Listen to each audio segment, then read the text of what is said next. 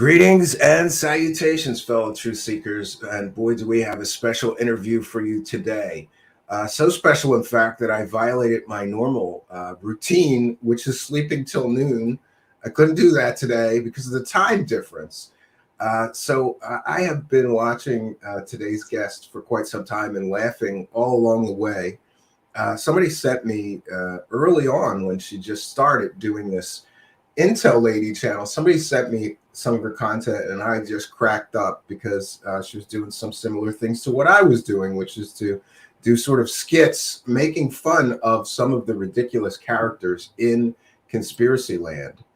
And I gotta say, it was, first of all, it was nice to know that I'm not alone in my insanity, because there's somebody else just as insane as me doing sort of skits and comedic takes on some of the ridiculous characters in conspiracy land. And I think that we need more of that in the community. When somebody is out there just saying absolutely ridiculous things, they should be investigated and they should be talked about, and we should share some of the ridiculousness of what it is that they do. Interestingly, I've just noticed that she's also expanding, and now I've seen in the live chat we have M Seeker of Truth with us. So shout out to M Seeker of Truth. She's on his show and doing something called Grift Busters, which is kind of a laugh riot, again, looking at the ridiculousness of some of these characters and busting the grifts and the cons and the scams out there in the community. So without further ado, let's bring her in with us. Intel Lady is here. Hey. Greetings and salutations. I was almost scared that you were going to show up as Simon Parks. I mean, I could. 1 second. I'm sorry. Don't worry. I have to. I have no heat in this room. And oh no! It's winter, so I don't want that. The audio files will get nasty if there's that fan noise in the background. Yeah. I was gonna say I can be Lyman if you want me to. I love this. She's got a sweep over rug wig, like bald wig thing that she uses, and I love the one video with like the cat noises and stuff like that. This is my favorite.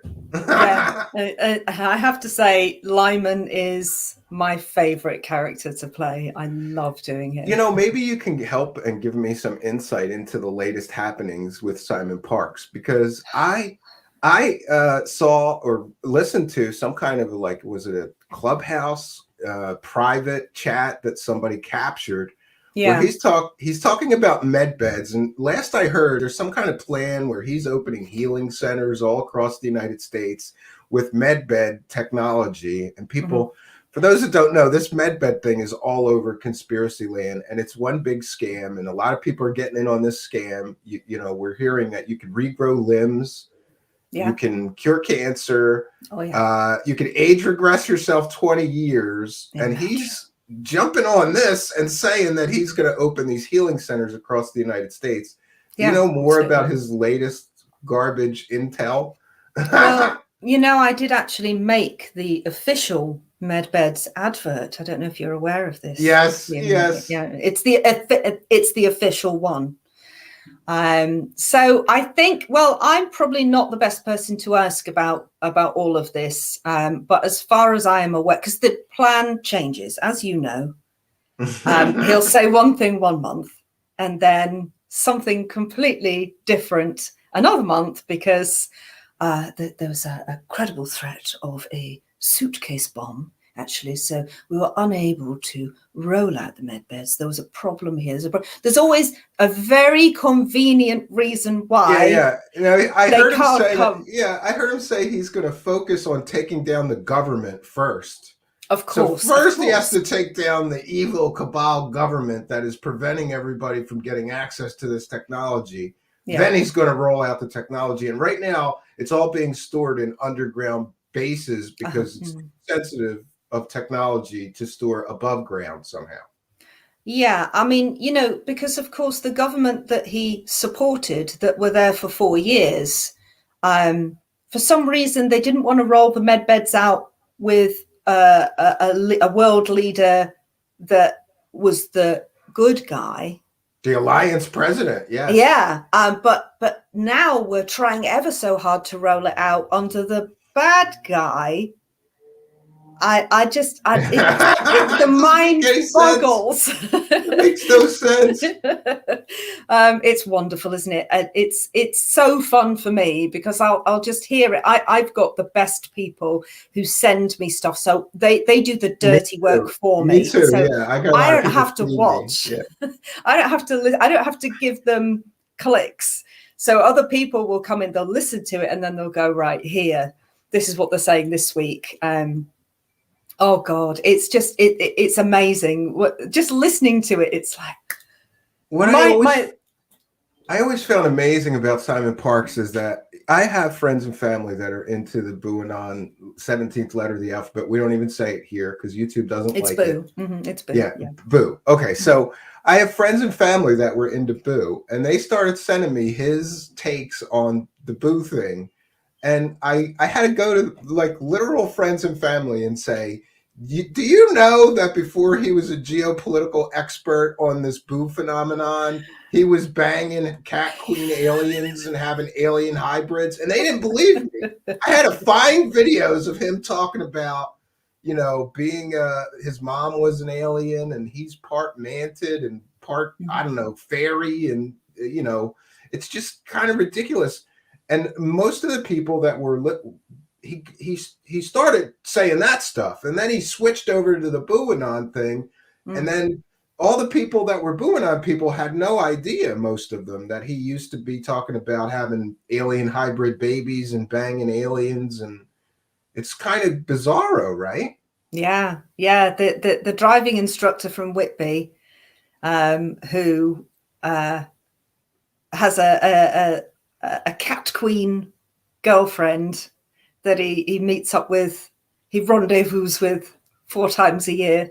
And all these people that you're talking about, Christian conservatives here, hadn't got a clue that this is the same person. This man with the most incredible knitwear collection is affiliated with MI5, MI6, the CIA. Yeah, and here's and Simon aliens. Parkes with his mantid alien mother. This is before the Buanon stuff and him becoming a geopolitical expert suddenly.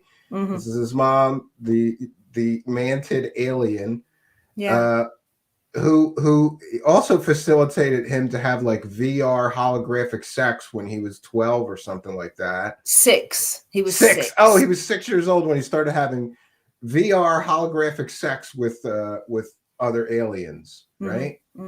It's just so bizarro. And these people that followed him for the Buanon stuff had no idea, most of them, that this is the other stuff that he used to talk about, right? It's like they reinvent themselves when the grift runs out. They need a new grift. This is my favorite depiction of this cat queen alien. I like that. She's very lovely, very sexy. Yeah. I can see the appeal. I can see what he was going for. His poor wife, though, because his wife was aware of this. I don't know if you watched. Yeah, I was just going to say that, and I heard that she was like jealous of him banging an alien, right? Yeah, I mean, you would be, wouldn't you? Or confused. I gotta ask my wife. Do you get a pass if you're cheating on your wife, but it's a cat queen alien that you're banging?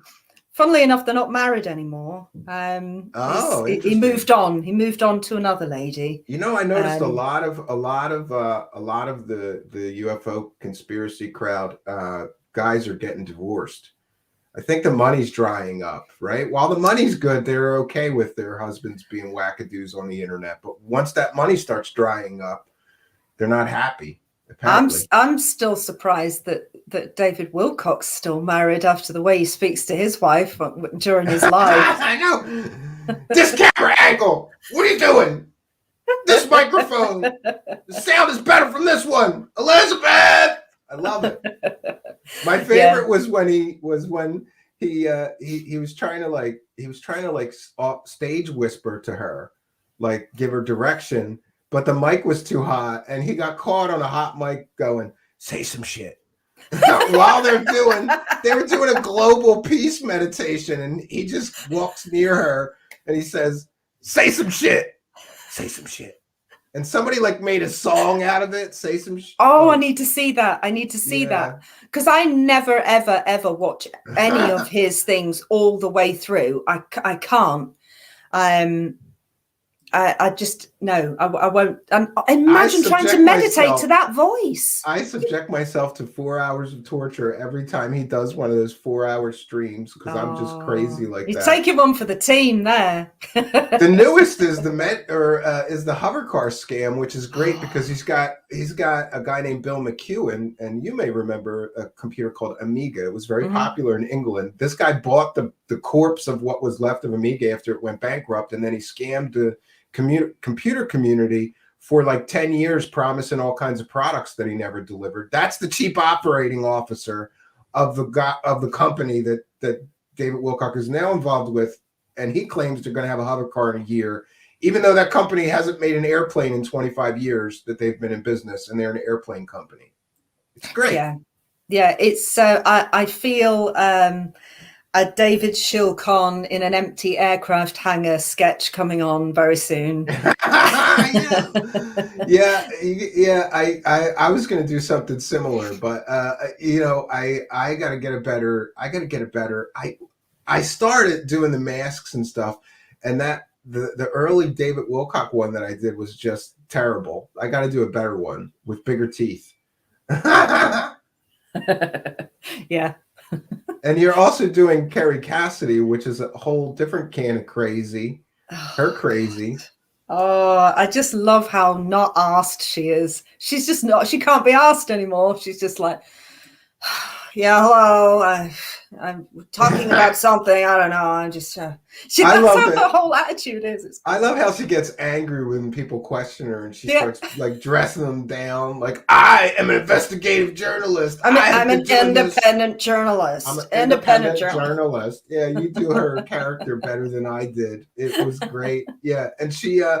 Now she's in the ghetto, though. She started her own website, and there's no traffic if you're not on YouTube. You need to be on YouTube to generate traffic to get people to go behind your paywall, and she just disappeared. Unfortunately, a lot of that content, 20 years worth of content went with her, which is unfortunate, but she would not stop talking about things that she knew she shouldn't talk about. So I don't feel bad for her getting stricken from YouTube. She did it to herself with medical disinformation too, with known crackpots talking about the current health crisis. It was bound to happen, right? Yeah, I didn't watch her too much, to be honest. I watched little bits and bats, probably more older stuff, when she was interviewing Simon Parkes and that kind of stuff. So that's all I need to get a measure of somebody. I just need a little bit, because it just doing my head in if I was listening to them constantly. But I did catch a few things that she did, a few interviews that she did. But I absolutely loved listening to, and I think it was you that played it, the phone call she had with Kevin Moore. Yes, we did a whole show on that. That was so great because Kevin is brilliant. Kevin has his own strange and weird beliefs that I disagree with, but I respect the guy because he pushes people.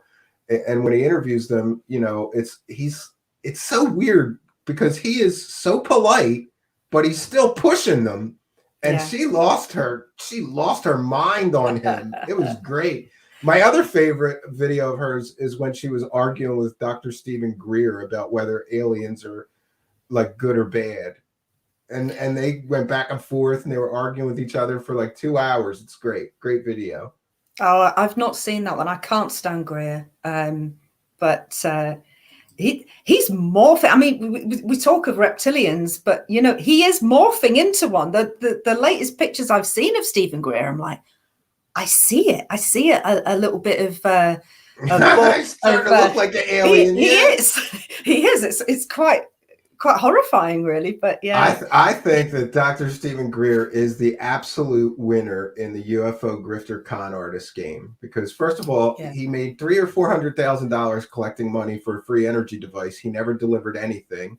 He's collected millions of dollars to make films that don't cost anywhere near that. Like, ask any documentary film producer. If you had $1 million to make a documentary, it would be like the most well-produced, greatest documentary ever made. Documentaries don't cost anywhere near $1 million to make, especially his. It's just him sitting there talking and maybe a few other people sitting there talking. So you got a couple days of filming. You buy all that stock footage, of like stars, fields, and stuff, and you splice that in. It's not $1 million production. No. And then he used a dead alien baby, which is one of my favorite. It's not a dead alien baby. It's just a dead human fetus. He used that to scam for UFO dollars, comes out with a documentary all about it. And then literally like a month after the documentary comes out, all the DNA results show that it's just a human. Shouldn't he have waited like a month to finish the documentary, to put the results in the documentary? No, he, of course, on purpose, rushed the documentary before all the studies and the DNA was back so that he would make another $1 million+ and he has on that. And the latest is that my favorite of his scams is the latest one, because he collected $500,000 to make a documentary that basically was just him attacking everybody else in the UFO community that he disagrees with, and putting ads for his CE5 app where you too can talk to aliens for $10 all over the documentary. And people gave him $500,000 for this. It's amazing. Yeah. No shame, some of them. It's I think I did see that and I was like, wow. He was doing little backhander swipes at everyone, wasn't he? Yeah. And look, neighborhood troll. We have some people from England apparently with $4.99. I think that's £4.99. Says, put this towards your vacation. I don't think I'm planning on taking one, but I'll buy a beer with it. Thank you for your kindness, your generosity, and your support. I want to ask you a strange question, because I don't know anybody else that's married that does some of this stuff. And I don't know about you and your husband. I know you're married to an American guy, which made me curious. Like, does that mean no English dudes wanted you? Like, you had to slum and get an American? First of all, and second of all, like, what does your husband think of this stuff you're doing on the internet? Because my wife is just like, you're insane. All these people you talk to are crazy and insane. She has no idea what's going on in my life with this stuff. What about your husband? No, he's cool with all of it. He thinks it's funny. He doesn't understand it. I think sometimes he's like, oh God, when I'm trying to explain people and what they're saying. And isn't it great? You're like, all right, listen, there's this guy that bangs cat queen aliens and he's kind of bald and has a weird sweep over. So I'm going to do this mask thing. I'm going to put on my head and then I'm going to talk about aliens and cats, right? Yeah, I mean, this is now his normal. We have so many different props and jumpers and wigs and everything else just dotted around the house now. He's just like, oh yeah, I got a big bin full of masks and my kids get into it sometimes. And it's so funny because like a few weeks ago, my youngest son was running around as Dr. Stephen Greed. He didn't put the glasses on and he's running around and he knows some of it. He's like, I'm greedy. I'm greedy. I'm greedy. Yeah, it's so funny. Oh, that's so cute. No, I think, well, even my children are like, they know what I do. And, they're fine. They think it's all quite funny, really. They do ask me, they know some of my character names and stuff. And so they'll ask me about it and stuff. But obviously they don't really understand, they don't understand the specifics because it really is a weird niche market that you're making these for, because somebody would have to understand the characters in Conspiracy Land to get the context to understand why it's even funny. Otherwise, it's just you talking about weird stuff in a weird getup, right? It's like doing a bald mask. And, I didn't mean to do this. I never, I didn't start 2021 going, right, I'm going to set up a satire YouTube channel. Me neither. I fell into it. Yeah. Yeah. And, because I'm more on the spiritual side of things, which I know, I know. That's something that's even weirder is that you have another channel that is like very, very woo. And At the risk of getting lynched again, do you know, I had somebody that did tarot cards on my show, and people lost their mind. I know. Only a few people, but a few people lost their minds, right? And you do that. You do tarot cards. I don't do tarot. No, I do. I do oracle. I do oracle cards. So I have tarot decks, but I don't really use them. I prefer oracle cards. I just like the artwork on them more, and I just work better with them, I think. But so that's how I discovered who all these people are, because obviously I was in that community. And what you were in the woo space first. Yeah. Yeah, I was in Wooland. And I'm quite lucky, really, because even though that is my thing, and that, you know, that's my passion, I'm quite a grounded person, and I am surrounded with very cynical people who question everything I say and do. And I know the like feeling, my husband will go, "Okay, Jen, you know, explain this to me. Where's, you know, are you sure about that?" And the guy who edits my videos, he does exactly the same thing to me. He's like, "Right. Are you sure about that? Do you want to?" And in fact, they're both in my house at the moment in another room, probably nodding along, going, "Yeah, we do."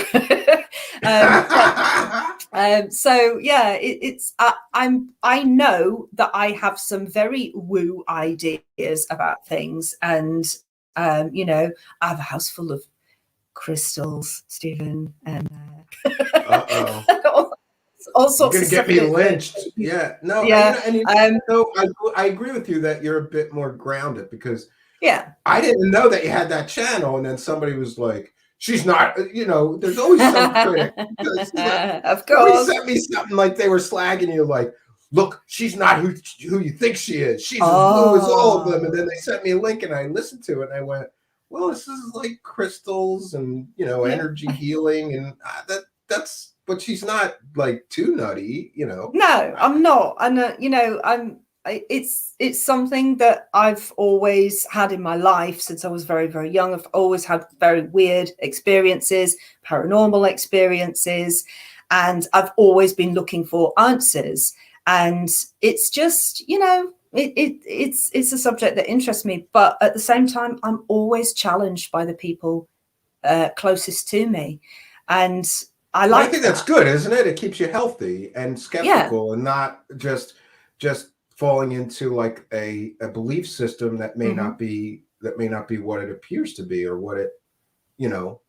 Yeah. I don't know. I see too many people that get into some of this stuff and they go full tilt in, and they don't have anybody around them going, "Wait a minute." You know, like Simon Parks is the perfect example. I've done that for people. I've gone, "Wait a minute, before you believe what he's saying about this, look at what he used to talk about." And that sort of helps to wake them up. Like, yeah, maybe this is not what it appears to be.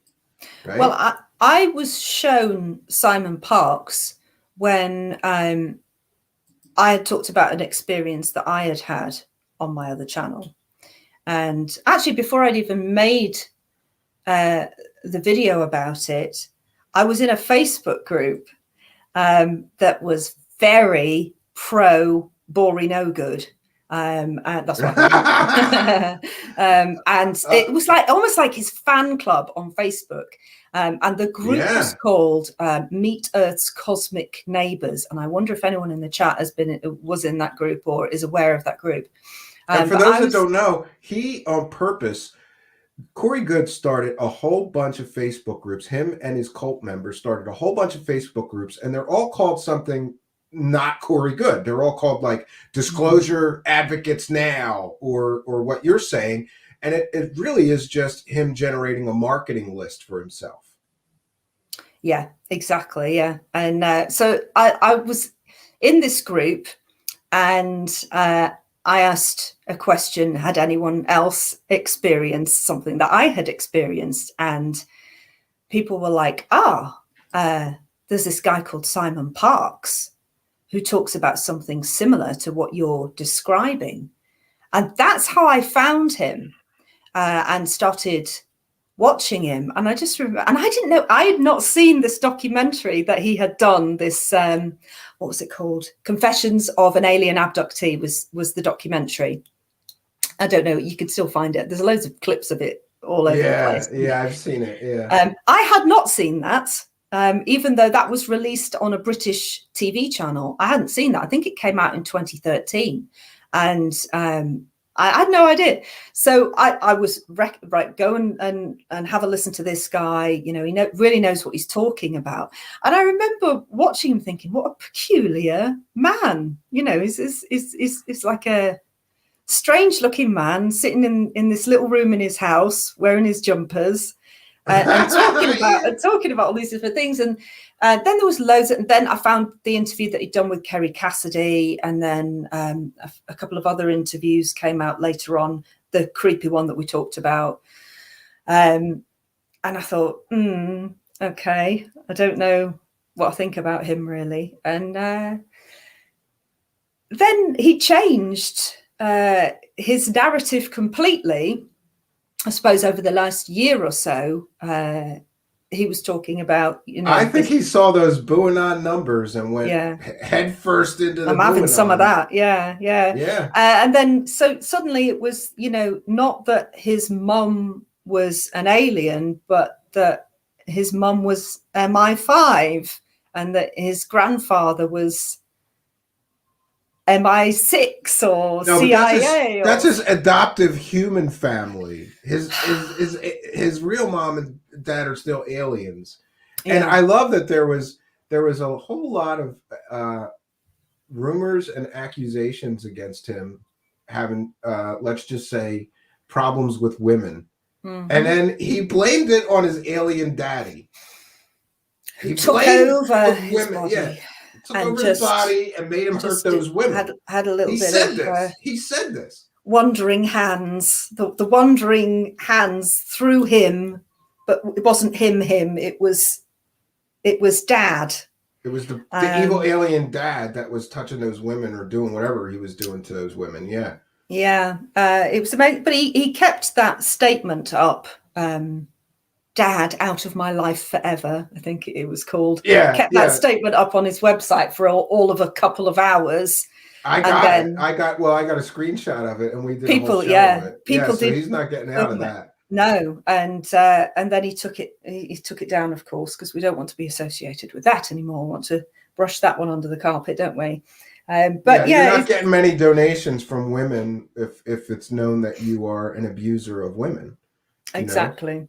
And I think a lot of these people have problems with women. I hear a lot of bad stories about people that have, let's just say, problems with women. You know, they're overly aggressive or whatever, and they prey on some of the audience members. It's very, very common that these guys think they're rock stars and they can just, I don't know, do whatever. You know.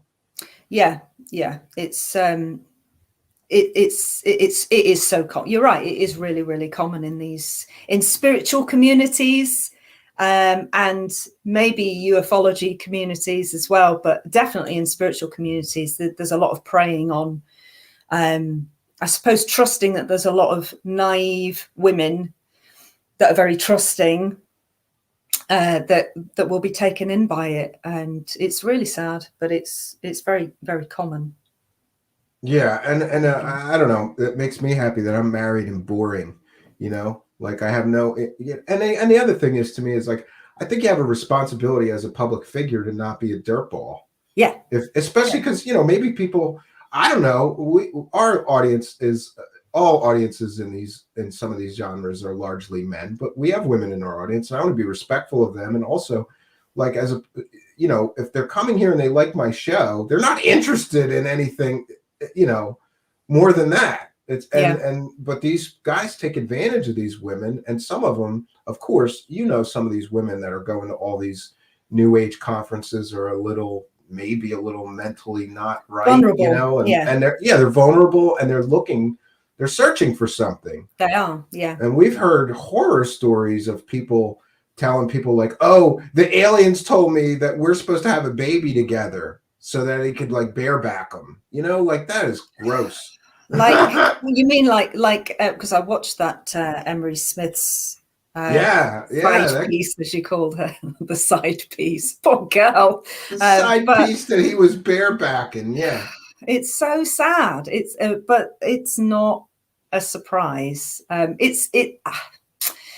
See, because I was in the acting business for a long time, it's kind of similar in the acting world as well. You know, I was in a few indie films and did some acting, and I was absolutely horrified at the way some of the females were treated. Yeah. You know, and now listen, I get it. Like, I was in some horror movies, and I get it that their purpose in the movie was sex appeal. You know, so you get these girls with these big breasts and put them in tight outfits, but still, you know, I would think that some of the directors or some of the crew people were so rude to these women. You know, Yeah. and I remember thinking, like, I'm glad I'm male, because nobody is, you know, nobody's putting me on a casting couch, Intel lady, right? They don't But care to put me on. It's very slimy, yeah. It's very real, and I experienced it quite a lot, really. And you can see how young, naive girls. I was very naive in my 20s. And you can see how young, naive girls can get roped into doing things that they wouldn't necessarily do. Yeah. Because they're told something or promised something, and, oh, no, everyone else is doing it. It's really, really sad and creepy. I was quite lucky, really, because I managed to body swerve a lot of creepiness. But you were like dodging the slime balls that wanted some sex. Is that what you're saying? That's well, yeah, gross. but also I had agents that were a bit, they didn't really care. They wanted the money. And so they would push you into, well, if you do this TV role. And I was offered a TV role, I think I was about 2021. And he's like, this is a done deal. They've seen your photograph, that they want you in. It was for a period drama. And he's like, and I said, oh, okay. And he's like, you won't have many lines. It's, you know, it's not very taxing. It's just, you know, you're booked because of how you look. I'm like, oh, okay. And he's like, but, you know, obviously you will have to be topless because, you know, you'd be playing a prostitute. And I'm like, oh, whoa there, just a minute. Yeah. Because all 21-year-old me could think about was my wonderful parents telling all their work colleagues, hey, my daughter's in a period drama that's coming on to ITV and blah, blah, blah. And then realizing, you know, you have to bail. Yeah, so did you bail because you didn't want to do the nudity? And I mean, that's I just fine. said no. I said, I'm not. Yeah. I won't take. I said that would be, because that would have been my first TV role, and that's what you would have been known as. Yeah. And then I would have been pigeonholed as, oh, she'll get them out. You know, she's not got a problem with. She'll get them out. I love it. She'll get them out on camera. Boys out. Get those bad boys out. We'll get the cameras ready. Get them out. And so I was like, no, I can't, because all I could imagine was the look of horror on my parents' face. And no, I couldn't do it. And I just didn't. Yeah, I remember one film I did where the director suddenly decided to write a new scene and put the two girls that were the main protagonist girls in the movie in a shower scene together. And they were both like, we didn't sign up for this. And then he said, okay, well, you don't have to do it. But then he kept pressuring them for 2 weeks to do it. And eventually they did it. And I felt terrible. Like, I felt dirty. I wanted to get out of there, you know? And meanwhile, I have this part that was supposed to be the main male. And I have like 4 lines in the whole movie. It was really about the girls. I was just there to be a supporting character. Yeah. Yeah. I don't miss this. And I don't know about in England, but in the United States, everybody thinks they're a director. So there's all these basically there's a lot of like rich trust fund kids that wake up one day and decide they're a director and they're going to make a movie. And that you go there. I got hired a bunch of times for projects. They never finished the movie because they just didn't have the ability to actually make a movie, but they tried. So I drove 12 hours someplace and you know how it is. You wait around for 12 hours for your one thing. It's exhausting. For your one line. Someday I'm going to try it again, but I decided I'm going to be the director and I'll get the project done at least, you know? Yeah. You want to be in that position rather than the cattle. Yeah. That's how you feel, like you're just like cattle being one place to the next. Yeah. It's interesting. I'm glad that I was able to see that for what it was, though. I was sort of relieved in the end when I got pregnant with my son, and I was like, well, that's it for me. End of the line. And you know, well, I don't know. A lot of women bounce back. My wife is still the same weight, and you know that she was after 2 kids. She's amazing. I was surprised, and I don't know. She's a lucky woman, then, isn't she? I'm a lucky man. Yeah, she's, you know. It's not anything I don't think I could. There's so much pressure in that industry as well, and you know, no, I don't miss it. I like the control that I have now doing what I'm doing. I can still be creative. I can still write. That's exactly how I feel. That's exactly how I feel. I feel like I stumbled into the perfect gig for me because I have all these skills that I wasn't using. Like I'm good at video editing. I'm good at making music and scoring a video piece, or I'm good at graphics. You know, I've done some acting, and so I went, I'll just make my own career here somehow, you know? And you're right. We're both completely in control. We don't want to do something. We just don't do it. We just don't do it. Yeah. We don't have somebody pressuring us like, take them out with the cameras, pop those bad boys out, oil them up. We'll get you some water, you know? Yeah. Maybe we'll start with wet t-shirt and move on. You know, it's really, yeah, but unfortunately, the industries are like that because sex really does sell. Yeah. You know, that's just the reality. The silly thing is that for that one that I refused, it was for a, you know, reputable TV channel, and it had, you know, top actors in it and everything else. It was, you know, it was just the fact that that would have been the role that I played. And, yeah, you were the meat. Yeah, basically, you were going to be the meat. That's what I would get the reputation for. You know, oh, you can book her again, she'll do that again. And I thought, no, I wanted to work for the RSC. That was where my head was at. Yeah, to do more serious projects. Right? I did not want to be, you know, second prostitute from the left. That wasn't. That was not what I trained for. Says Steve felt so bad he had to get out of the shower. No, I wasn't in the shower in the scene. I was married at the time, and I don't think my wife would have appreciated that. You know, we had certain rules of things I was allowed to do and not allowed to do. And I wasn't allowed to do anything like simulated sex or, you know, makeout scenes or anything like that. So that severely limits your leading man ability. You know, you're like, oh, I can't do this. You go through scripts and you go, no, can't do this one. So back to the skits that you're doing. Do you have plans to expand and do more characters and things we haven't seen yet? Or are you going to stick with your crew that you got? I think, well, I'm on character 13 now. I think I've got 13 different characters. And yes, I would like to expand out of the grifter circle, because it's, I don't want to just keep doing the same thing. It would be nice to, I've got my eye on a couple of characters that I want to do, and it would be. I keep expanding mine, and for those that don't know too, we're going to be doing this online UFO conference, and I'm sorry that it's taken so long, but you know it's busy doing the live stream show a bunch of times a week, and so I'm pecking away at it, a few characters at a time. So this online UFO conference is going to be like a joke UFO conference. And we've got my characters, Dr. Stephen Greed and all these other ones, Corey No Good. And we've got Intel ladies. Oh, we got Richard Doe Scam. And so we're going to have most of the major players in conspiracy land, UFO land, doing this honest UFO conference where they try to sell people stuff. And it's going to be great. And Intel lady has graciously given me a few characters for that we're going to use. It's going to be great. And I'm hoping I'm going to get that done next, and we're going to debut it next month. We'll have a watch party, debut premiere party. And listen, just so everybody understands, I didn't make her take them out. I let her stay fully clothed during the whole production of the event because I'm a quality director of creative projects, right? Yes. But it's not too late. Just put it out there. You know, if we want to get some views, right?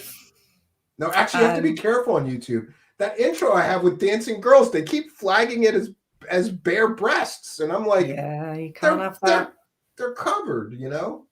I don't know. So, are you still making the woo content as well? Because I haven't checked in on that. The woo. How dare you? Yeah, I do. No, I have to say, this doing Intel Lady has completely taken over, and I'm focusing much more on my Intel Lady channel and slightly neglecting my other channel.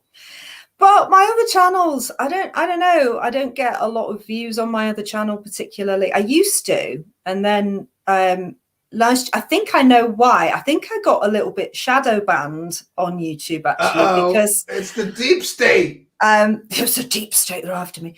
I think it was actually to do with people commenting on my videos that were very much into the boo anon stuff. Yeah, so they might have shadow banned you because. And I think I got shadow banned. Talking about that here, yeah. Yeah, and I, as much as I would try and go through my comment section and remove stuff or try and steer people away from talking about stuff like that, it was impossible to keep up with. So I think that I got shadow banned because I actually have quite a lot of subscribers to that channel. And if you look at my viewing figures on my videos, you think it doesn't correlate. How can she have that many subscribers and like a couple of hundred views per video? So I think YouTube did a number on me for that, and it wasn't my fault. But there you go. For me, I'm happy to focus on Intel Lady, and I'm really enjoying the creativity of doing that. And you know what? I've watched these people for long enough to get the measure of them. And yeah, we talked about this. Sometimes you write, right? And sometimes you just wing it. Most of the time I wing it. I have to say, like the latest one that I did, Tarot by Janice. I just made it up as I went along and just winged it and winged it in more ways than one. And was just silly with it. And I didn't write anything. I think I write the QFS advert I wrote, and the MedBeds advert I wrote, and maybe one or two others. If I'm teaming up with somebody else, I will. I'm releasing one hopefully this weekend that I teamed up with a guy who's playing a character there's no way I could have played. And so I had to write that down because he gave me a bulk of what he'd filmed, and I've had to piece my character in. Yeah, I did that. I did one where I was both characters, so that was fun because I had to film both and try to make it convincing that they were really talking to each other. So I do that a lot. Yeah, I know. I see that you do it. I was going to ask you for advice on mine because I was having a hard time, but I think I got it figured out. You do have to write those. I gotta share this MedBed advert because this is gold. This is absolute gold. I love making that. The MedBeds are a big, just so everybody understands the context, the MedBeds are a big scam that a lot of new age and UFO scammers are running around trying to convince people. We have Sarah R. Adams is selling MedBed sessions where she's telling people you're going to go through a Stargate, up through a star spaceship, meet the ETs, get in the MedBed, and then at the end she admits it's just a Skype call. Yeah, amazing. But people are paying for this. $250. Yeah, it's mind-boggling, isn't it? That people would go, sign me up. It sounds good to me. Oh, look, you're in a lab coat and everything. I have seen this previously, but I haven't. Look, we gotta watch. Look, this is the official, not just regular. This is the official MedBeds advert. Is your belief failing you? Do you struggle with the basics, like climbing the stairs?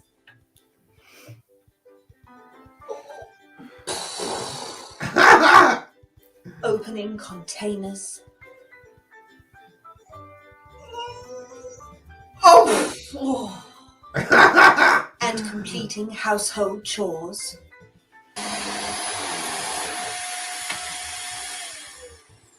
Oh! Are you frequently visiting your doctor? Don't you wish there was an easier way? Introducing Quantum MedBeds, the newest medical breakthrough brought to you by the good guys at the QFS.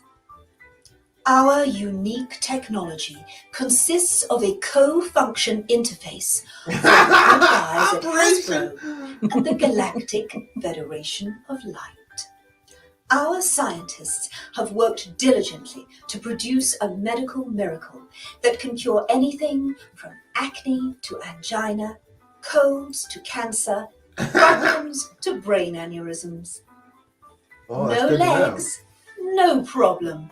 Our unique quantum technology can grow new limbs in the time it takes to watch an episode of Grey's Anatomy. Fully funded by the QFS, our incredible tech will be offered completely free of charge, only if you're one of the good guys. Quantum medbeds are only available to those truly awakened and experiencing 5D.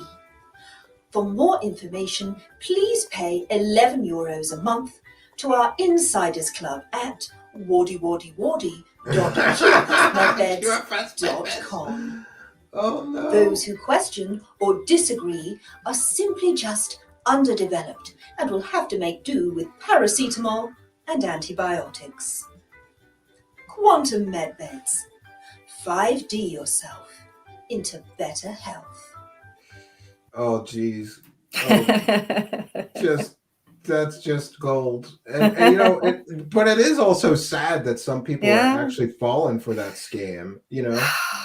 Do you know what's worse, actually, is if you go into the comments section on that video, there is at least 2 comments of people who have seen the title and the thumbnail and gone, oh my God, yay, can't wait for the medbeds to roll out. I'm so excited and all this. I'm like, oh, yeah, they didn't even watch it. And they didn't even watch it. But I love that you put the word quantum in there, because that's another buzzword that a lot of these clowns are using. All you have to do is put the word quantum in front of it. They talk about quantum computers. And look, I got a background. I have an education and background in computer science.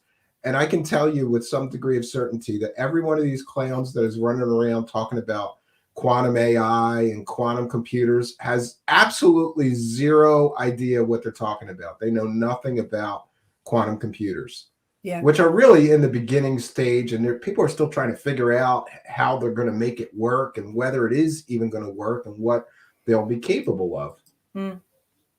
It's just ridiculous. Yeah. My husband's a techie guy as well, and he's just amazed by the fact that they're even trying to, and they just make up stuff like Charlie Ward's like, it can read your heart. That the quantum computer reads your heart. It knows if you're a good person, and that's when. But this is what they're going with, and Simon Parkes is doing the same thing. You know, if you're a good person, if you're a good guy, you'll get on those medbeds and you'll get the QFS. It's coming to you if you're good. If you're not good, then you're just going to have to settle with a normal bank account because it's not happening for you. You're not developed enough. But that was his excuse for everything. You know, if you're questioning, you gotta have it out. You know, you're underdeveloped. I love this.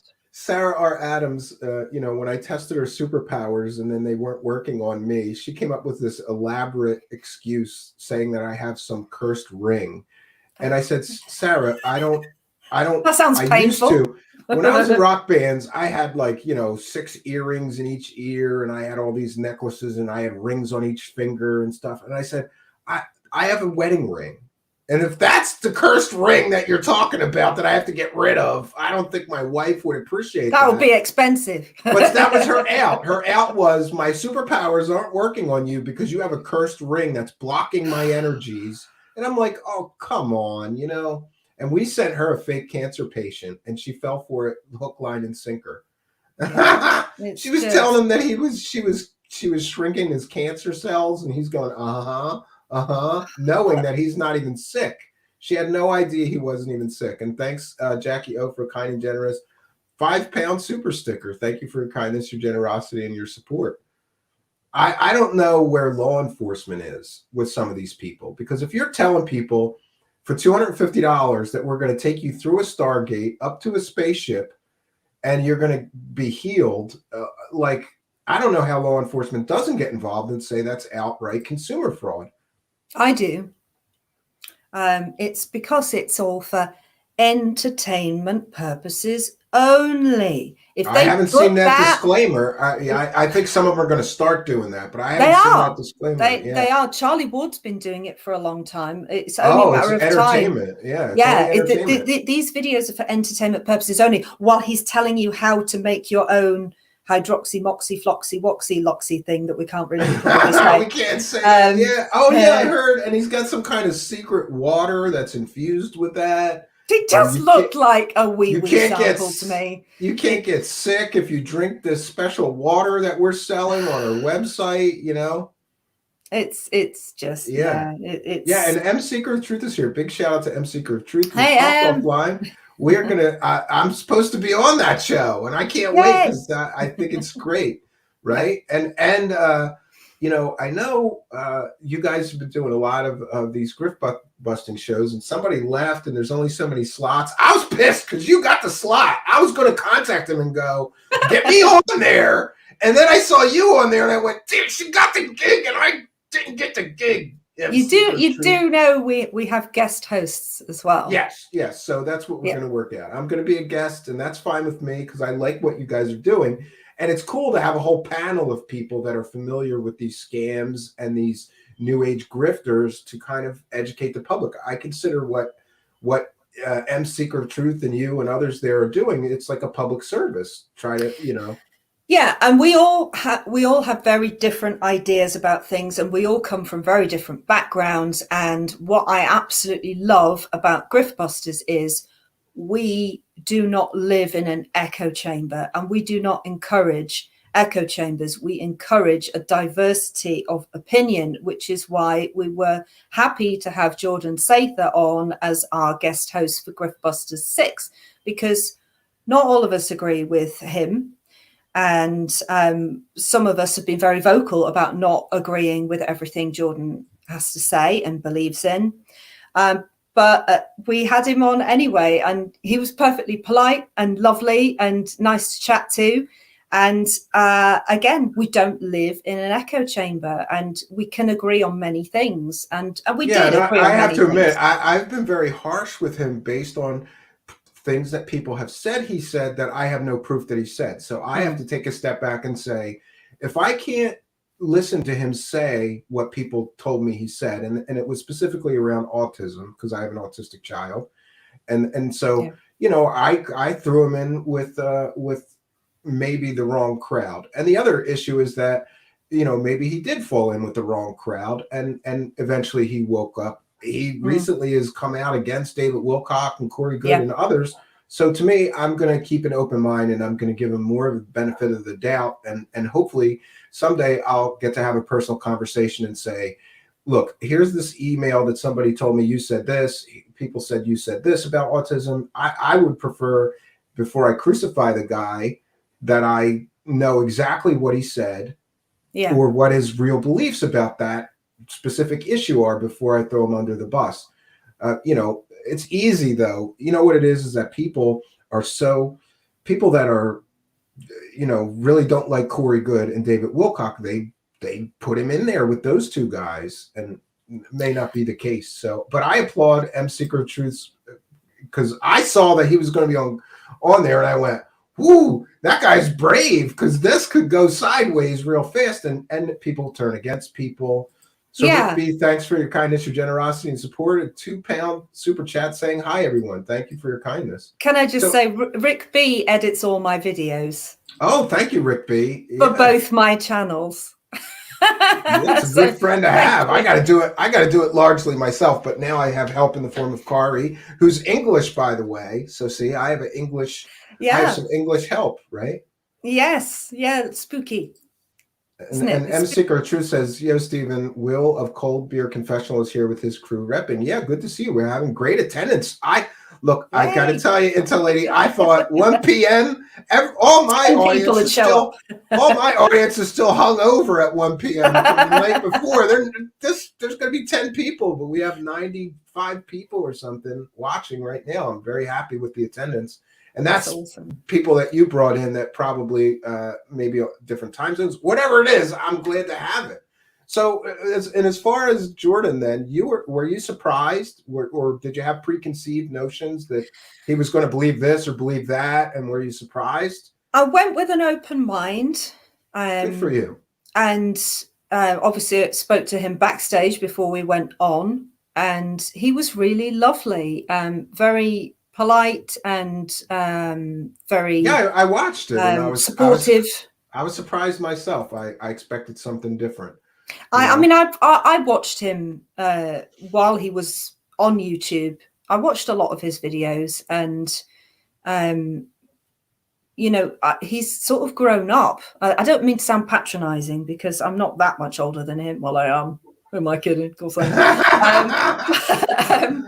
I sort of, without patronizing him, I have watched him grow up a lot. And I think once he separated, and I said this to him on Griftbusters, I was so happy the day he walked away from Boring No Good and David Wilcock, because he needed to separate himself from that craziness, because he's a smart, oh God, I almost said he's a smart kid. I'm just making myself sound old now.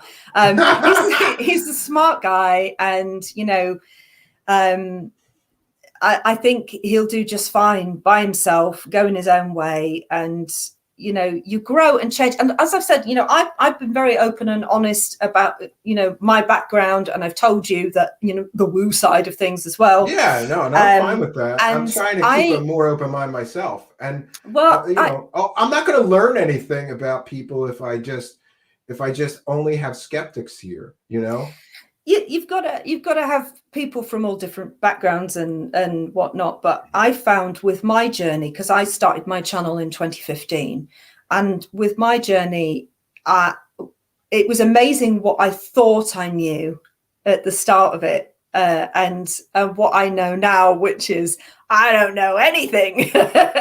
I set up that channel, and for me, it was all about just doing my little card readings, and then it became much more, and I started being more interested in conspiracy stuff and ufology and all that kind of stuff. But watched in horror, as in particularly last year and maybe even the year before, people that I admired were moving to taboo, and seeing that, it was like, I'm sitting there going, am I on my own, guys? Is anyone else here? Am I just sitting here by myself? It's so crazy to me is I have so many friends and family, and they know I'm in the, they all know that I'm Mr. Conspiracy, and they would all bring me the boo stuff, and I would say, this is garbage. This is all garbage. And then, people get upset with me because they so desperately want to believe that stuff because it's telling them what they want to hear, Yeah, and Spooky is Kari, who helps me here at the show. Hey, Kari. She is currently editing together an out-of-context video of Lyman Sharks. It's pretty awesome so far. So what Kari does is she takes stuff from the internet and just mixes it up, puts different music on it, puts these weird pans on it, and it's really good what she does. She does that for CW Channer largely, but she's starting to do other stuff. But she did my David Shilcon one. The first David Shilcon one I ever did, she mixed with him and Corey doing the Cosmic Disclosure. I think the Gaia show that they did. And she mixed my David Shilcon in with it. Oh God, it was so funny. I loved it. So yeah, it was brilliant. Yeah, and I'm kind of pissed though, because I haven't gotten an out of context video yet. But she's doing you and CW Channer. You know what she said? She said, your whole show is out of context, so I don't need to do anything. Exactly. I'm like, thanks, right? That's you told. Yeah. I don't know. Some of this stuff is so, I want to applaud you for doing what you're doing, because for me, the first time I did one, I went, this stuff is so ridiculous that we should just make fun of it. We should just make fun of it because it's just so stupid and so ridiculous, some of the things these people say. And I was happy to find out that I'm not the only insane person out there that agreed with that way of doing things. And I think, from an educational standpoint, you and I both have more chance of waking people up doing it this way, like just showing like this is so stupid and so ridiculous and so funny you know, maybe people will wake up and go, yeah, this stuff these people are talking about is really weird, you know? Which is why I do it, because I've always said to people, these sketches write themselves. They really Mine do. too, yeah. Because I'm literally just repeating what they're saying to their BitChute audiences, which is mainly where the stuff is now. The ghetto of the internet now. Yeah. And you know, it's so ludicrous.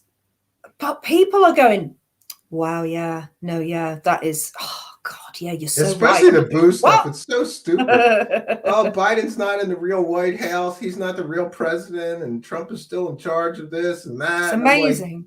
you people are amazing. delusional, you know? Absolutely delusional. But I never run out of material ever, because it's just, and these new characters, they just pop up. New people pop up all the time. They usually end up on Charlie's show, and they start there, and then they start going on each other's shows and round tabling and all this. And this is what I saw. Yeah, it's just a bunch of liars. Yeah, it's just a bunch of liars that reinforce each other's lies. They all live in this delusional fantasy world where they have this secret information, right? And they, you know, one thing I noticed, and it's funny, is like Kari Cassidy and Charlie Ward and Simon Parks, they all get together and they really do like pump up each other's egos when they have their conversations. They're like, Kari's doing such amazing work to wake people up to what's really happening. She doesn't know anything. She's nuts, you know? She visits a guy in prison who claims to go off planet, doesn't explain how he's going off planet and then taking himself back to prison again. He's teleporting out of there. The aliens come in the middle of the night and they teleport Mark Richards out of his prison cell, and then he saves Earth, and then they teleport him back before the guards notice that he's gone. That's what happens, right? I know, and you would. How wonderful of him to be so law-abiding like that. That, you know, those aliens could take him anywhere, but he's like, no, guys, come on, fair's fair. Take me back to prison. That's where I should be for a crime I didn't commit. This all makes perfect sense. Let's do it that way. And it's like, and it also shows the desperation of some of these people. They're so desperate to sell these stories that they're willing to use literal convicted murderers as sources. And another dirty little secret that people don't know is that a lot of the sources that people like Kari Cassidy and others have been using are convicted pedophiles. Yeah, so many of them. There's so many of them. It's so crazy that people, and you know, we have Mikey Horn here from the Billy Meyer case, and he lost his mind because I called him on using a pedophile as proof that Billy Meyer got a laser gun. Billy Meyer got a laser gun from aliens, and what's his proof? A pedophile saw the hole in the tree, so it must be true. He lost his mind. Nobody calls these people on it, though. No, they don't. Or they don't know. They don't know that the person that they're quoting or using as a source is actually someone convicted of child-related sexual offenses. And then there's the other side of it, where they use the children to garner sympathy and believe us because there are children here and children there, and they must be rescued from this underground, you know, deep underground military base, and this is they're harvesting their adrenochrome, and it's like, but where there's no one's showing any proof of this, which is why I did one of my earlier videos was a video called Dom Raider, and it was based upon I saw that one, going into the underground bases to rescue. But this is what children. She claims she does. She claims she's come out of nowhere and claimed that she's rescuing children from all the hundreds of deep underground military bases in the UK. So our tiny little island has hundreds of deep underground military bases filled with children. I mean, seriously, but everyone seems to believe her. And then she suddenly became a Christian. There's a pattern that they follow. They're like, oh, okay, I think I actually need to be Christian now. So she starts giving it, you know, because the boo people prefer those people. So and that's what they grift on, that, you know, oh, but I'm a good Christian, you know, blah blah blah. So I really stretched that character out to be somebody who talks about all of those things, but is also a Christian. And you know, I embellished the story. I said, you know, she's got this woman called Glenda who does Bible studies with her now. And at the end of you fleshed out the character, yeah. At the end of each one that I do, I call it the Great British Turd. What do you think of the Griftbusters panel? I think that you have an interesting mix of people that I can tell have different beliefs, but you can still agree on some things, and I think that's very healthy. Have people, you know, that have different beliefs but can agree on some things and find some common ground between everyone. You know, when I have gone out on a limb to try to interview some of these more woo people, I always try to find some common ground, like things that we can agree on before we get into disagreeing on many different things. I think what M Seeker of Truth is doing with the panel is very good, like, because you got to mix. You know, on the subject of these deep underground bases, there's another guy I covered named Jason Shirka, and he was telling people that there was these military operations under, you know, Washington, D.C., and they saved these children and all this different stuff, all the while collecting donations, right, and getting people behind his paywall. Yeah. And it's just, when you hear he does these videos where he's like, you know, Operation Update, and they all act like they have. And the other thing I love is briefings. They all say, the latest briefing I got, by the way, this is our briefing from Intel. This is our briefing. Yeah. But this idea that they're getting briefings is so ridiculous, because I always say this, like, generals get briefings, senators get briefings. Some clown on the internet talking about aliens and adrenochrome is not getting any briefings. No, it's garbage. I mean, one of our Griftbusters, Will, served in the military. He knows what getting briefings is. He got actual briefings when he was in the military. So he's great at busting through this nonsense with people, because even the child rescue stuff that they talk about, will be able to talk about how you would do an extraction, and how the team would work, and how they would you know, organize who went where, and who communicated with who, and all this stuff. And then some woman comes along, ex-porn star, who claims she's rescuing children, and just comes and tells this absolute cock and bull story about how she rescued these children, and there was one that was like dying in her arms, and all this nonsense. And I walked into that building and I punched her in the face and dragged her out by her hair. And it's like, no, Will would just sit there and go, yeah, no, that would not happen. It would never happen. She wouldn't even be allowed to be anywhere near that operation. No, they would never pick some random ex-porn star. It just wouldn't happen. Random crazy. And then we have this Lauren Pritchard, which we had here and we were covering. She's right now losing her mind, like yelling about me on her channel, saying that she's already rescued all these children and it's history and it's already done. And I'm like, well, show me one child that you rescued. Show me one. And she can't do it while she's still collecting donations. And she's almost defiant about it. Like, I don't have to work. God provides for me. No, you're begging for money on the internet, telling people you're saving children, and you can't show us one. She can't show one child she saved.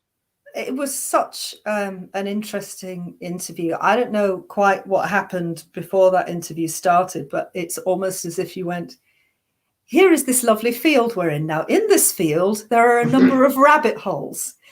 Don't go down the rabbit holes. And she bounced into that field and went down every single rabbit hole. And you're like, oh God, come back. And people were kind of critical. Like, as soon as you realized how nutty she was, you should have stopped the interview. And I was like, I want to see how far this rabbit hole goes. Exactly. Let's get into it. Let's see.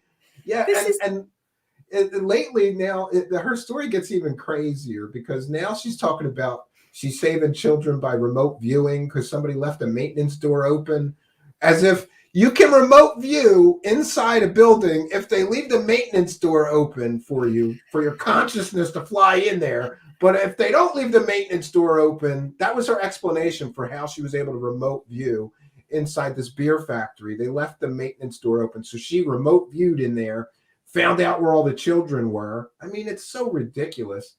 People believe them, though. They do. Why do they? It's so disappointing. It's so disappointing. And I think pay rent. She refuses to pay rent, and she's still.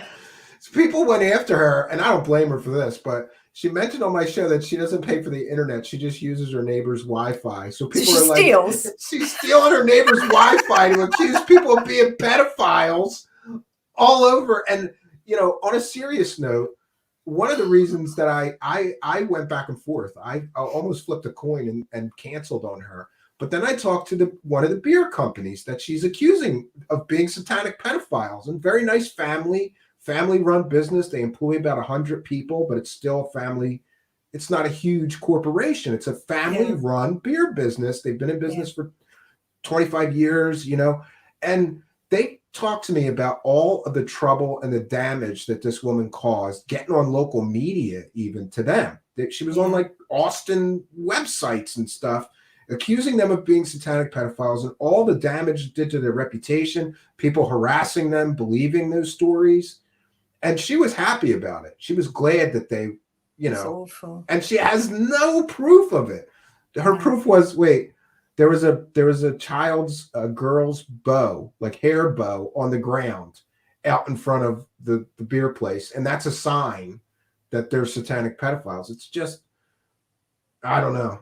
But this is the world that they live in, and it's exacerbated. It's stirred up by the Simon Parks and the Charlie Wards of the world, and the Madison Marquettes and the Great British Birds, and they do this, it's for the children, and this is happening. That's like the Wayfair cabinet stuff that can't remember that Wayfair cabinet story and all this stuff, and it stirs people up. And if you use that subject, it pulls on everyone's heartstrings, and it makes everybody angry, because no one ever wants to think. But the thing is, when you're listening to these people and they're saying, it's all right, we're going into the DOMs, we're rescuing children, we're putting them on the med beds, it's all happening.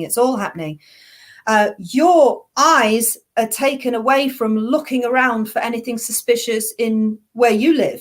That guy down the street who could be doing awful things, and you're not looking at them anymore, because you're listening to the people that are telling you they're rescuing all these children and being the heroes of the hour.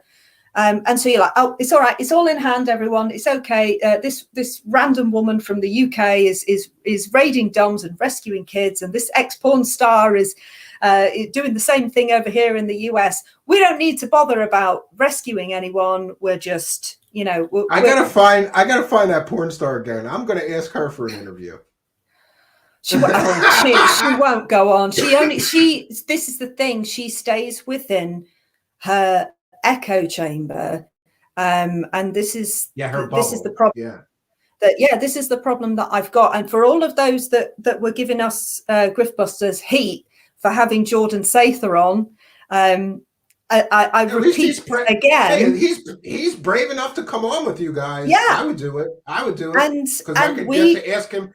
Because I would do it for an opportunity to ask him some questions. Just a few questions, and I would be respectful. And he would be respectful, because he is respectful, and you can have a proper conversation with him. But we do not. Griftbusters is not an echo chamber. We are from very different sides of the aisle on many, many things. I mean, I would imagine, much like you, Will's not into any of the woo stuff. Will finds the woo stuff hilarious and makes fun of it all the time, and probably would have no interest in my other channel whatsoever. And most people who watch Cold Beer Confessional would have zero interest in my other channel, but they like Intel Lady and they like what I'm doing there. And that's why I'm like, this is fine. You could take and leave me however and watch whatever you want to watch. But I'm pretty grounded, and I appreciate that people come from different backgrounds and have different ideas and opinions, and I'm not going to sit in a bloody echo chamber nodding along like all the grifters do, nodding at each other's nonsense. I'm gonna say, okay, this person I don't fully agree with, but it's okay to talk to him, because his opinion, we can find common ground. That's the other thing. You've got to find you will find common ground no matter who you're talking to. because that's life. It's just the internet makes you believe that there isn't common ground, that you're with that team or you're with that team. But in reality, in real life, when you're, in amongst regular people, you find common ground with people. They might not support the same sports team that you do. They might not have the same religion, but you could probably stand in a shop with them or in a petrol station and have a conversation with them to pass the time of day. That's reality. But the internet isn't reality. It's stirred up crazy pockets of lunacy, and everyone goes to their separate pockets and thinks that pocket is right and that pocket is right, and that's why I like being around diverse, different people with different opinions from me, with different ideas about things, so long as you are respectful and you're not rude or horrible, then we can have a conversation, a calm one, and disagree calmly. And it's all good. And respectfully, sure. Yeah, and respectfully. Yeah. That's it. You're right. I've been thinking lately that I don't want to have a bubble here or an echo chamber, and I've been welcoming more people of diverse interests, and I think that's very, very healthy.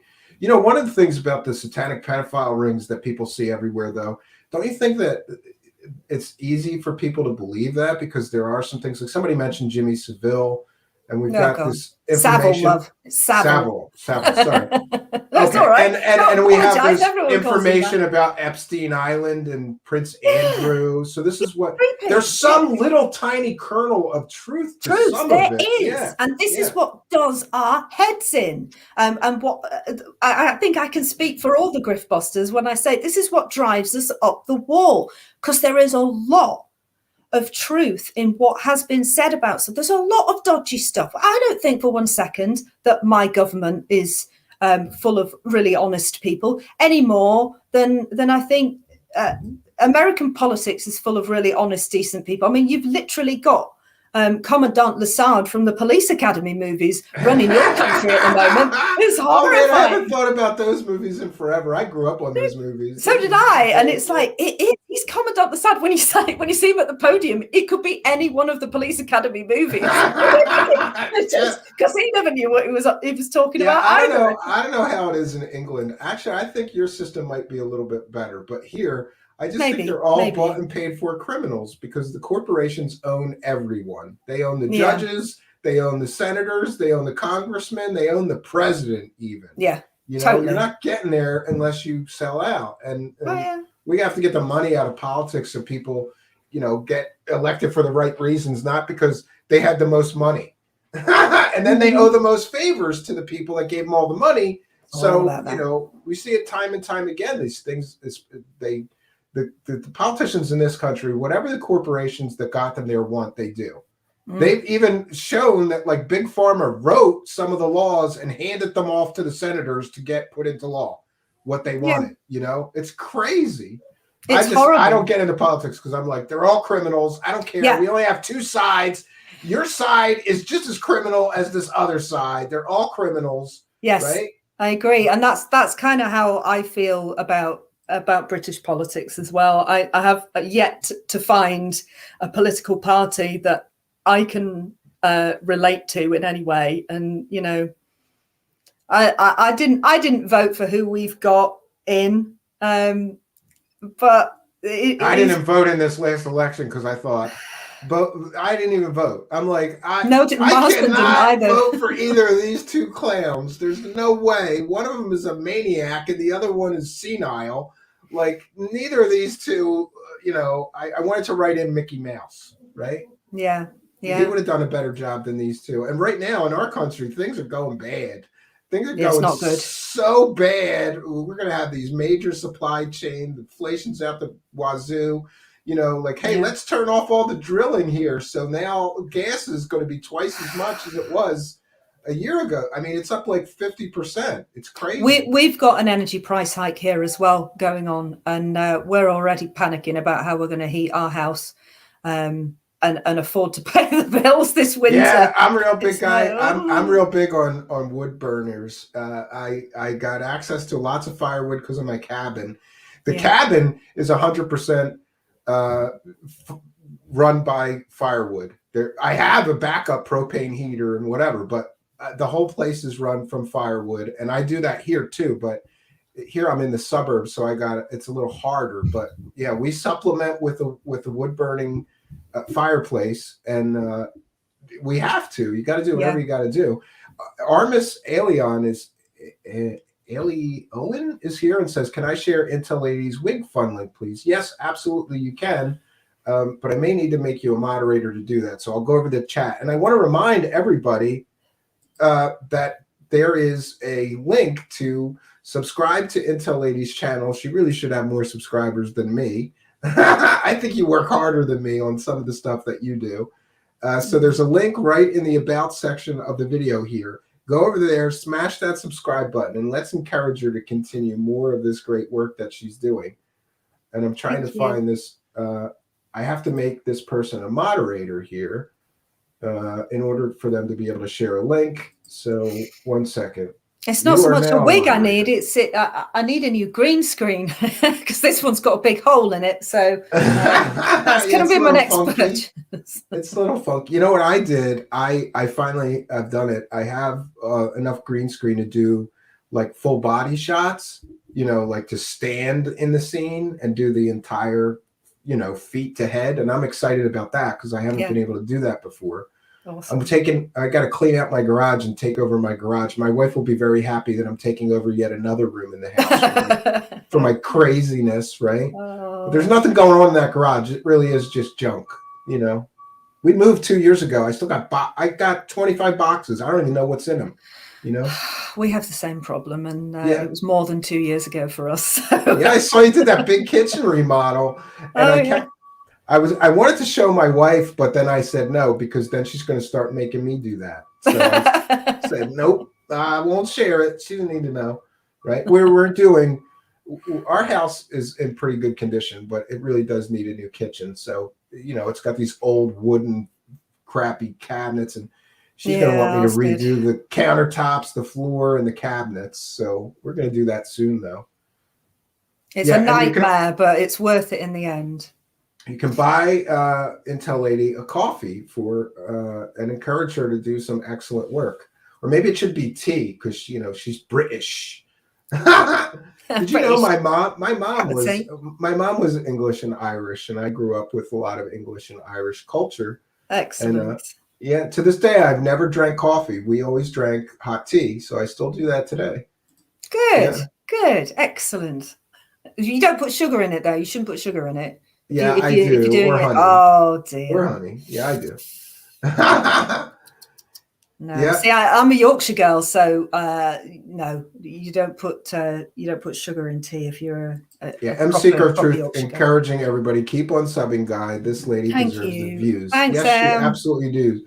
If I can do nothing else but to help you today, then I will consider today a good day, because when I started, not a lot of people were helping me, and it's tough to get those subs up, and especially I remember to get to the 1,000 was like, to get to the YouTube pennies was like, it was so hard. And now it seems like, I'm getting a lot better with more people are finding me.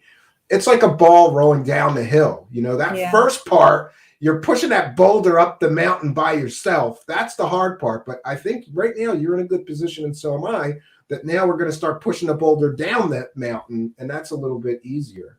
It's so nice to see. I've got so many, YouTubers and I've got to shout out to CW Chanter as well, because I've been on his show, and we had a great chat, and he's always been really supportive of my work. And it's just so lovely to have so many YouTubers that are just really supportive and sharing my work. And those are the good ones, though, because there are a lot of people that are too bitter and angry and competitive. Somehow, I hate this. Like, to me, it's like, I want to tell you something. I want to get something off my chest. Really, go for it. Because when you first start doing your thing, a few nasty negative people sent me links, and I go, "Look, she's ripping you off," and I go, "What? I don't own an idea." Like, I wonder who that could be. nobody could do a character, you know. It really was one person, and I went. Yeah, I think and I might explained to know who them, that was. I said, you know, first of all, it's like it's basically we're both doing the Saturday Night Live version of ufology and conspiracy land, and I don't own that idea. Anybody can make characters. Anybody can, you know. But people are bitter and nasty, and I always think that somebody else's success never takes away from mine. I'm happy for people, and I was happy to find somebody as insane as me, quite honestly. Like she's just as insane as me for doing this, right? It's fun though, isn't it? It's at least we can have. I do make myself laugh sometimes when I'm putting ideas together. I'm like, oh God, it's just, you know, if you're passionate enough about it to be amused by stuff that you're doing, then I guess you're doing it properly, aren't you?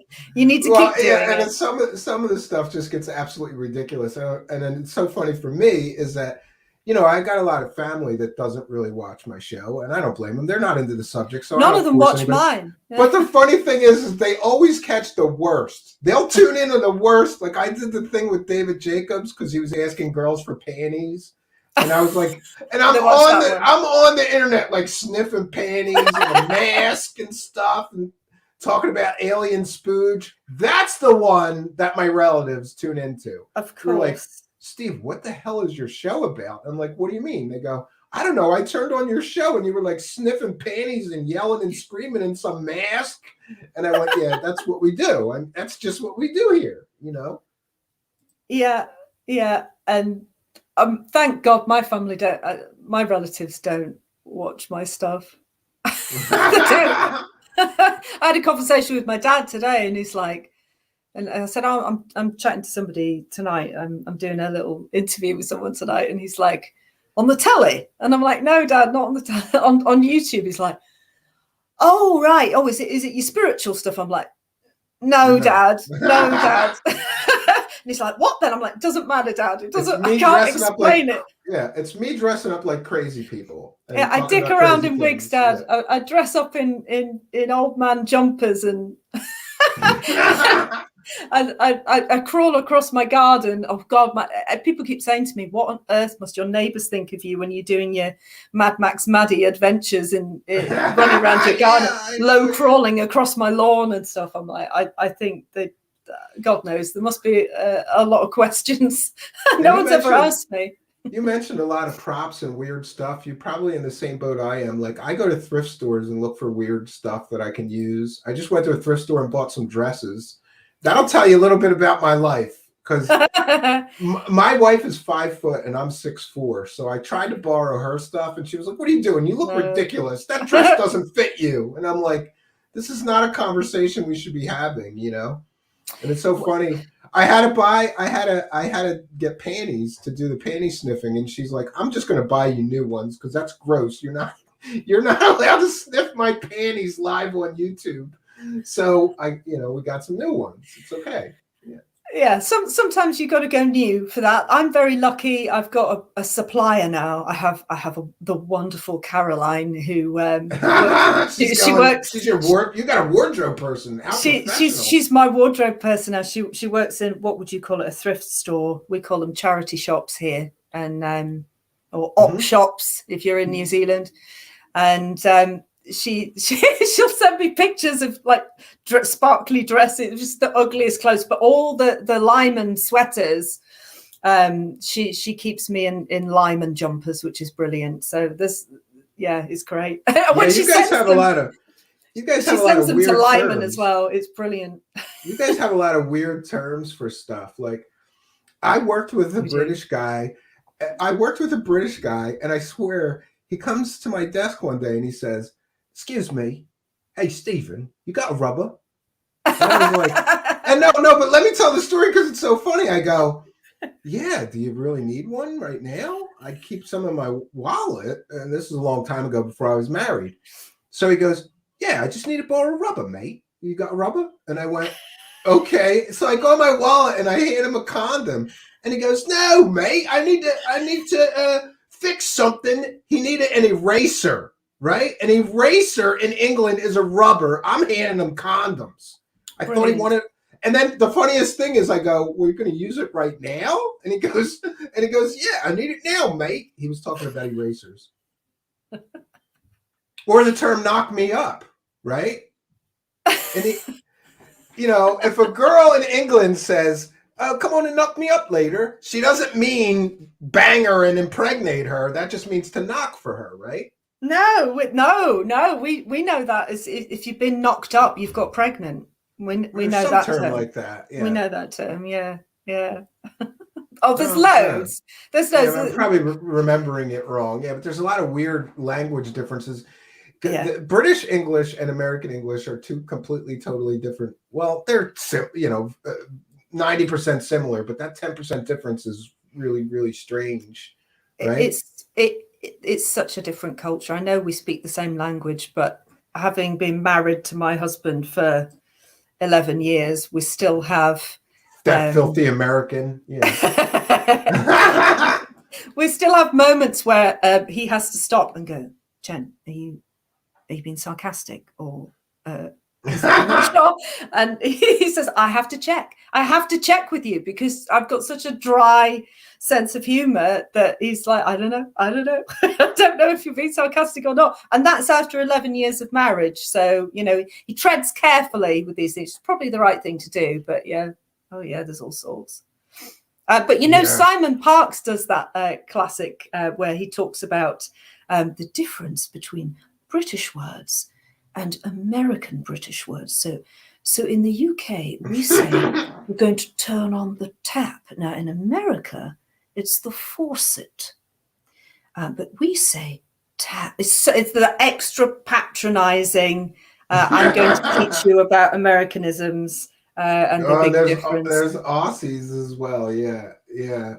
Aussies have their own weird stuff as well. Yeah. Yes. So I don't want to keep you too much longer. I'm sure you got things to do with your family, and I've got to get my kids off the bus shortly. So what are your plans for the immediate future? You're going to be on M Seekers of Truth's Grift Busters. You're making new sketches. Is there anything else that you're working on that we should let people know about? I think that's more than enough, don't you? I mean, good grief. I've got 2 kids and, a household to deal with as well. So it's a wonder I can get everything done. And I'm loving being on Griftbusters, and I hope that I do them proud. I was proud to see. I was glad to see you there, even though I think you took my gig, So, look, you come on, my gig. It's not my decision to make. Definitely. I'm just busting your chops, and I will be on there as a guest. So I'm still going to get my shot. That's fine. When I'm on there, I'm going to try to knock you out of your square. And be I was hoping I could bring you on as like a show and tell, so I could say, well, today we're going to be talking about, say David Wilcock's hover cars, and then go, and here's my research. Here's Stephen Cambion from Truthseekers, and then I'll take credit. You talk for me. I told M Seeker of Truth, I said, I've got a lot of information that I could bring that would benefit people, and I'd be happy to do that. And I think, some collaboration between the channels that are exposing these cons and these grifts, it would amplify both of our voices. So I'm all for it. Absolutely all for it. Yeah. Oh, it'd be great. It'd be awesome to have you on board and plus some grifts. It's all good. Yeah, I'm all about that. Okay, well, I'm going to throw you out of here, and we're going to wrap things up. I want to thank you for taking the time and finally getting to do this. I've been wanting to do it for a long time, but the time zones, and you're a busy lady, right? She's got a real life and stuff. And probably got a social life. I don't have a social life. I got nothing. Life. I got nothing going on. Yeah, I'm still in lockdown, and even though I don't need to be, because I just don't like people. So. I'm the same. I'm quite happy in my house by myself, not socializing. Yeah, isn't that funny? It's I've been an introvert my whole life, so I didn't know it, but I was preparing for the pandemic my whole life. What do you want me to do? Stay in my house, not talk to people, not go outside? This is perfect. Okay. Yeah, no problem. Absolutely perfect for me. Yeah, so I want to thank everybody for joining us. And I want to once again remind you the link to her channel is in the description box. Let's get her a boost. We've had 100 people watching. If we could get even half of you guys to go over there, that's a big bump for her. Get over there and smash her subscribe button and hit the notification bell, and you'll know when she's got new things coming. And yeah, we're going to throw you out of here so you could go. I don't know what English people do. Are you like drinking dinner? drinking tea and eating crumpets? My mom used to make crumpets. We used to have tea and crumpets. Yeah, I love a crumpet. Are English muffins really English muffins? Do you know what those are? I mean, I eat them when I'm English. I don't know the origin. And they must be real. Okay, I thought that was the thing. Yeah. Oh, they're real. All right. Well, you have a good evening, and try not to be a stranger. And I'm hoping that I'll see you on M Seeker of Truth's channel and become a guest. That would be great. I would love to do that. Let's make it happen. Definitely. Thank you so much for having me on, Stephen. Yeah. Love your channel, and thank you. And it's been fun chatting. All right. Thanks for your time. All right, boys and girls, we finally got Intel Lady here, and it was a fun and lighthearted conversation, and I knew that it would be, which is one of the reasons why I wanted to do it. And there's not many people doing this strange, weird thing that both of us seem to be doing, which is to lampoon and make fun of the ridiculousness of all of this stuff. I'll give a little bit of time and attention to the live chat. I have a few minutes here before I got to bounce out of here and get my children off of the school buses. I'm happy to say that these things, doing a 1 p.m. show, are now going to be possible for me because my children, I explained this in case you didn't know, there was a COVID scare at one of my child's school. And what ended up happening is they send my children, both of them, home for 3 weeks, or I think it was 3 weeks, 2.5 or 3 weeks. I don't know. And as you can imagine, a 5 and a 9-year-old all day doesn't leave me free to do these shows. But if they're in school, I can schedule daytime interviews. I'm seeing from the attendance today that this is a good idea. So I'm going to try to schedule more interviews at around 1 p.m., which is a perfect time for me to do an hour or two and still be able to make it to the bus. I've got the time, and quite honestly, I'm always honest with my audience. If I have 2 boys for 10 hours or 12 hours, it's draining and exhausting, and I don't have another 2 hours in me to do a show some days. And you may have noticed that in this last week or so, we're doing more content, and that is because I'm not drained by my, and hey, God, I love my children, but ask anybody that is a father or a mother and is responsible for those 2 children all day long. It's exhausting. And also, my children are of the age that I can't just close my office door and leave them alone for 2 hours because they're boys. And bad things could happen. Really bad things could happen. So, it looks like things are getting slowly back to normal here on the home front. My children are back in school all day long. And as long as I wake up, relatively early, which for me is, 10 a.m., I'll be able to do some daytime interviews, and we'd like to start producing more content. You asked for it. We want to give it to you. And Jackie O is saying it's 7:40 p.m. here in the UK. Yeah, it's 2:40 p.m. There's a 6-hour difference. That's why we did this at this time, because I didn't want to make Intel Lady stay up till 3 o'clock in the morning to do our normal show time, right? Cat P is here and says, I have a 5-year-old. Well, then you know exactly what I'm talking about. I am Cat P. I am the snack bitch. It's like every 5 minutes, he needs a snack or he wants, chocolate milk or something. And 10 hours of that gets exhausting very quickly. But, love my sons. It's been, I try to remind myself that it's been a blessing to be able to spend more time with them and not consider it like a drudgery. Like, oh, no, they're home for 3 weeks, Try to do some things. Took my younger son to the park and other things.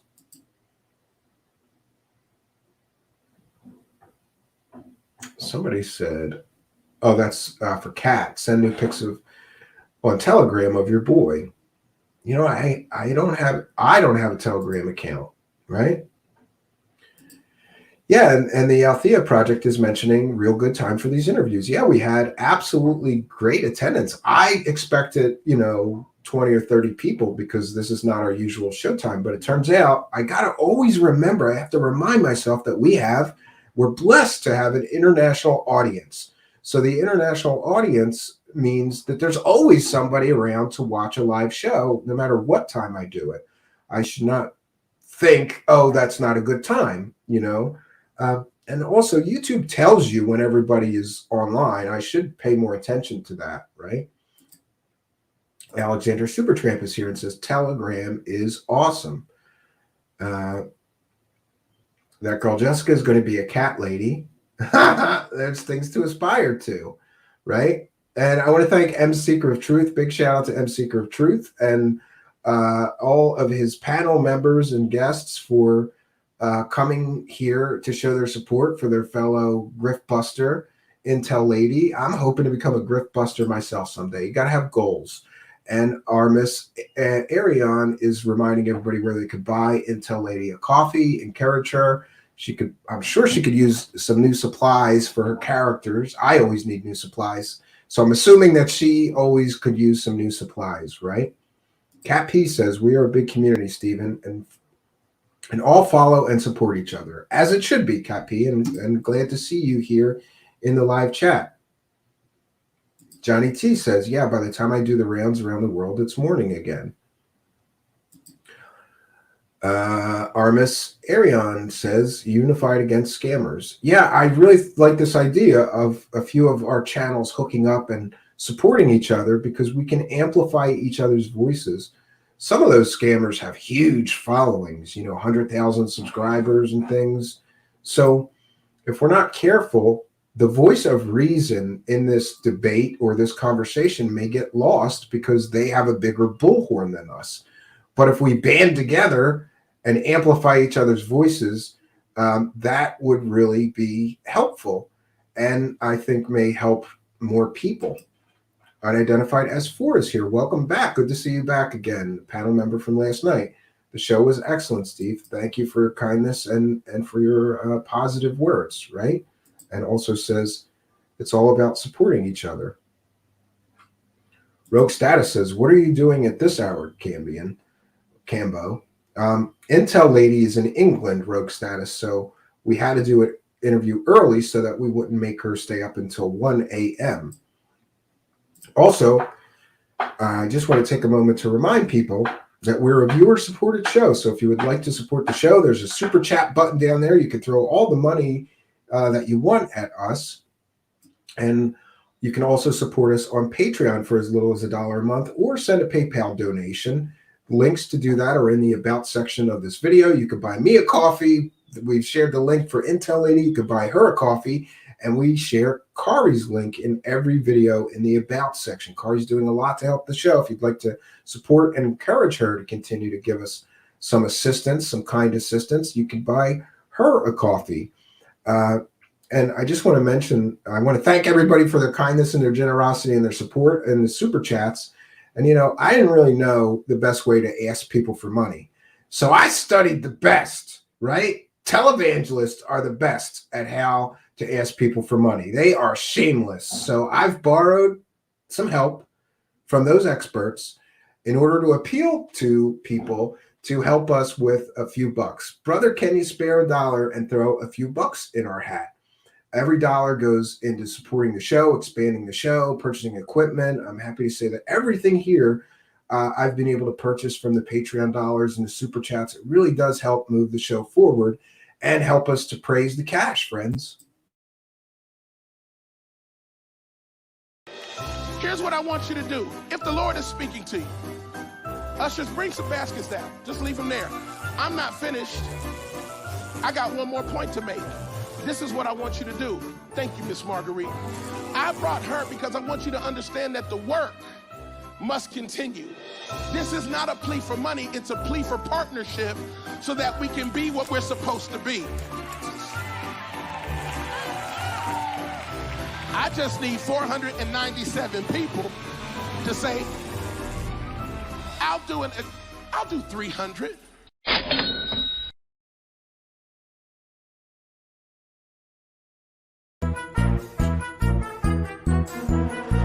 Praise the cash, praise the cash, praise the cash. Thank you for your kindness. Thank you for your generosity. Praise the cash, praise the cash, praise the cash.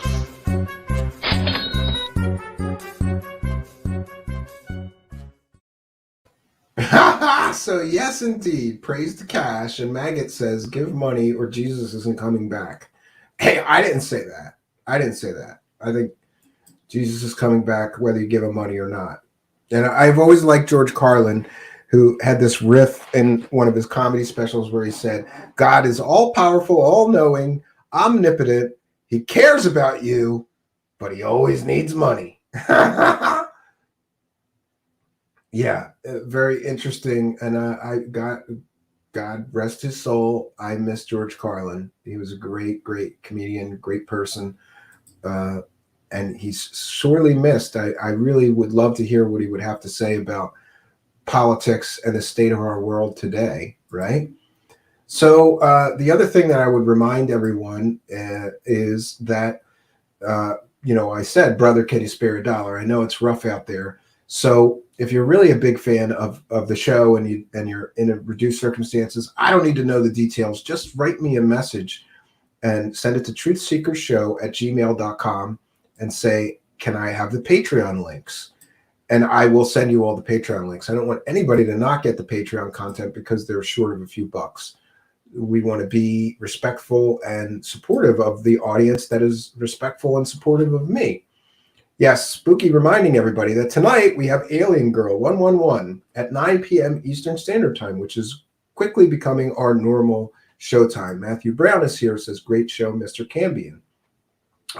Great. Thanks for the comments, the supportive comments. Means a lot to me that people are supporting our work.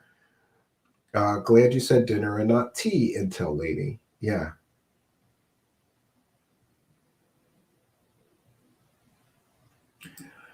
This sounds vaguely familiar to me, but I don't know myself. No One's Flower asks, who was the guy who kept promising to go on an icebreaker ship to the North Pole, find the hole of the hollow earth, and never did it? I'm not sure, but that sounds really familiar to me. I'm sure I heard about that story, but I don't know his name after all, right? The Hidden Underbelly 2.0 is here saying, hello, guys. Little late to the party, but that's what replays are for. Happy to see you here. Thanks for joining us, right? Planet Lupa says, oh, no, that is midnight for me. Yeah, I'm sorry. We're doing our best. We are going to try to do some 1 p.m. shows like this a few times a week going forward. If I can get the guests, and there are guests that have refused to come on my show because they don't want to be up until whatever wee hours of the night to do the guest spot. But if I can do an afternoon for them, that may accommodate them. So we should be able to accommodate more guests, have more guests, do more shows. And again, I definitely want to thank Intel Lady for coming here. It's been a long time coming that I wanted to do the show with her, and M Seeker of Truth and his whole crew from Grift Busters was here. I'm really excited to be doing any kind of collaboration with them. I think they're doing amazing work. And M Seeker of Truth, really good guy, gave me some good advice about recent controversy that I appreciated it. And it was just weird because I've had on my list to contact him and say, hey, come and be a guest on my show, or I could be a guest on yours. And I hadn't done that. And he reached out to me right at a good time when I really needed to hear somebody who's been there and done that. And he's certainly way higher up. I don't know. What does he have? Like 30,000 subscribers? God bless him, man. I don't know how he built that. But he has a monster following and has been through much of the same growing pains as I have.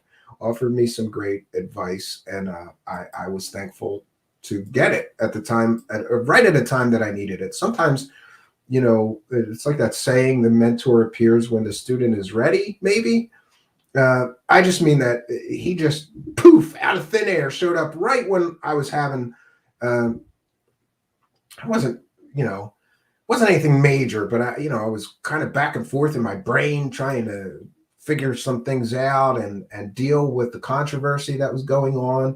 There's always controversy here, right? And hey, I'm not going to apologize for there being controversy here. People like controversy. I mean, look at shows like, Howard Stern. He built a show on controversy, but sometimes that controversy can get to your brain and affect you not in the best way.